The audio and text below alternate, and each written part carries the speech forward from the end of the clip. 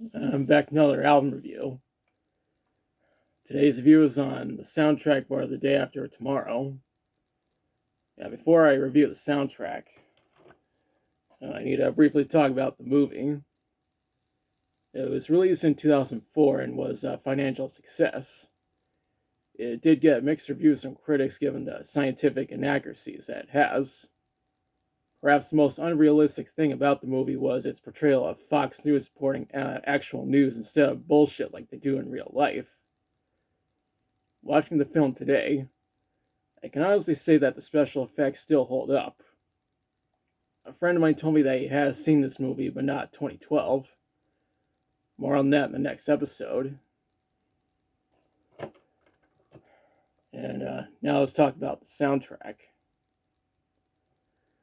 It was composed by Harald Kloser, who has also served as a producer and a writer on some of Roland Emmerich's movies.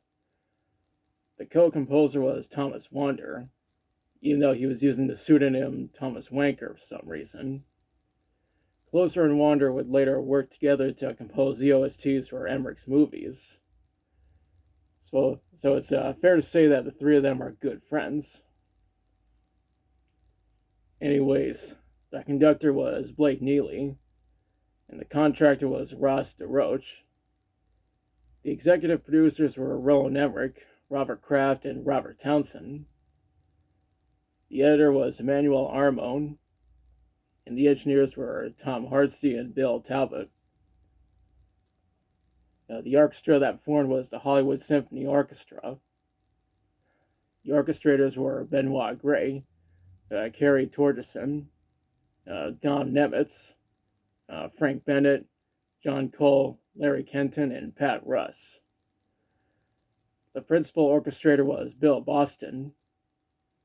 The soundtrack was recorded at Newman's Scoring Stage by Armin Steiner, John Rod, Larry Ma, and Dan Blessinger.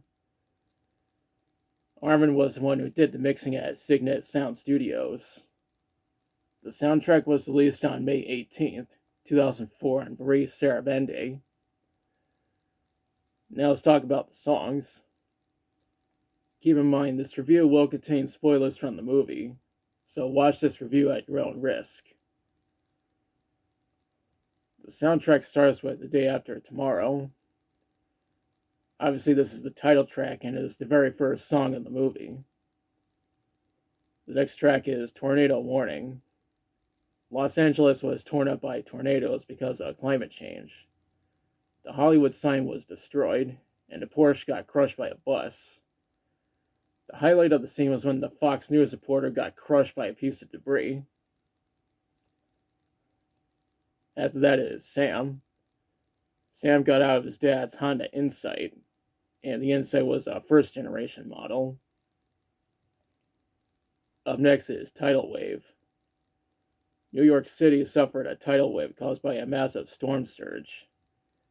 Even today, the water effects still look amazing.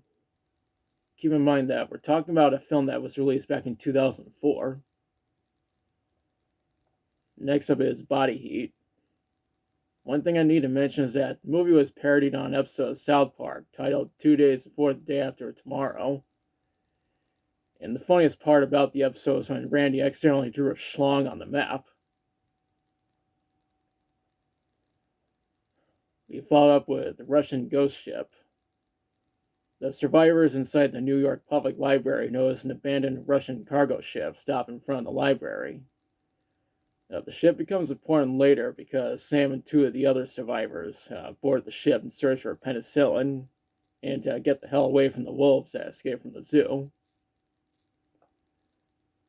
That's followed by Hall's plan. Jack, Jason, and Frank decide to head to New York to search for Sam and the other survivors. Right after that is Rio Grande. American refugees illegally cross the border into Mexico, which is basically the total opposite of what happens in real life. The following track is Bedtime Story. The film's pacing slows down about halfway through. The track after that is Blizzard. Air from the Arctic was funneled down by the hurricanes, resulting in snow falling on New York and the rest of the Northern Hemisphere. What comes next is super freeze. The blizzard got so intense that it results in a new ice age. An American flag froze solid, and the windows on the Empire State Building shattered due to the cold. What's next is cutting the rope. Frank cut the rope and sacrificed himself so that his buddies could live, despite the fact that Jack wanted to save his ass. What's after that is because of you. The U.S. government relocated to Mexico. The president died in the blizzard, meaning that the vice president was sworn in as the new president. What follows is president's speech. The president gave a speech admitting to the mistakes about humanity's constant consumption of natural resources. The second to last track is the human spirit. Several helicopters were sent to New York to pick up survivors who were standing on top of buildings and were waiting to be rescued. The soundtrack ends with burning books. Sam and some of the other survivors in the library burned a bunch of books in order to avoid freezing to death. Despite the fact that a shitload of people died on screen, the dog and the child with cancer both ended up living in the end.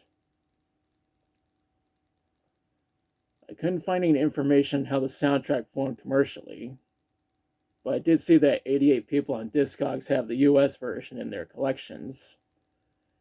It also has a 4.17 out of 5 on that site. Now for my thoughts. I think this is a great soundtrack.